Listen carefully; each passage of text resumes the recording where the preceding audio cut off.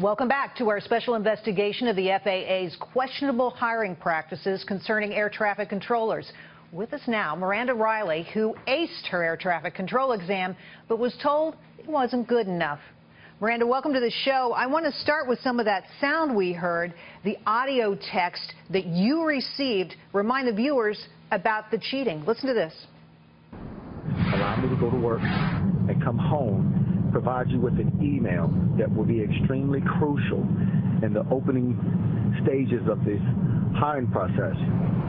There are some valuable pieces of information that I have taken a screenshot of, and I'm going to send that to you via email. I'm about 99.99% sure that it's exactly how you need to answer each question in order to get through the first phase. Moranda, what did you make of it when you got this text? I mean, when I received the text, when you listen to it, doesn't it kind of sound like there's some information that's not being, I guess, forthright? You know, I saw a system that was in play previously, and it seemed to be an objective system, and here suddenly things were being, turned over completely. And it seems like this special interest group is having something to do with it. I didn't really have the whole story at that point, but it didn't seem, outright. It didn't seem something that was valid. It didn't seem like something that you would want to necessarily, utilize. You told Adam, you said, I knew I had to stand on the right side of the fence. What did you decide once you heard this? You decided you didn't want to play. Yeah, I mean, I got the voicemail, and, I thought for myself, for a minute, you kind of go, okay, what do I need to do? How do I play this game to be hired? But then, I go back and I think of the people that I was in class with, the people that I thought, would excel at this job, the veterans that I went through the program with, and how knowledgeable they are and how experienced they are. And to say that, the people on the other end of this text message now have a leg up on these people, it didn't seem fair.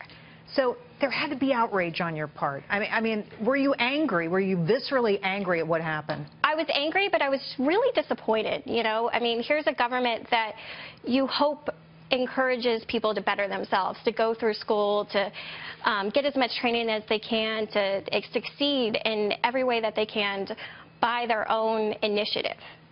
And now this same government is using shady systems to hire, government employees. The thing that amazed me is that you came out and you said, I'm going to talk publicly about this. Adam contacted you and you said, yes, I'll be the whistleblower. Why were you willing to do that?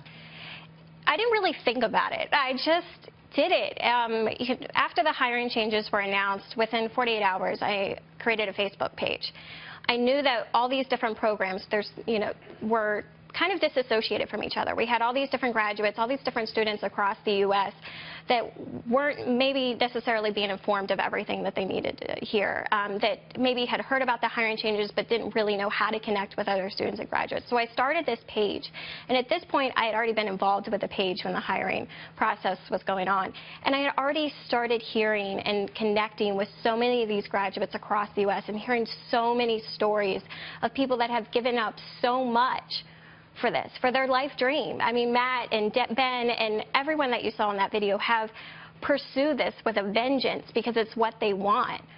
And we'll be talking to them in the next block here. Moranda, sit tight. Both you and Adam will come back in the next block. We're so pleased to have you here. Thank you.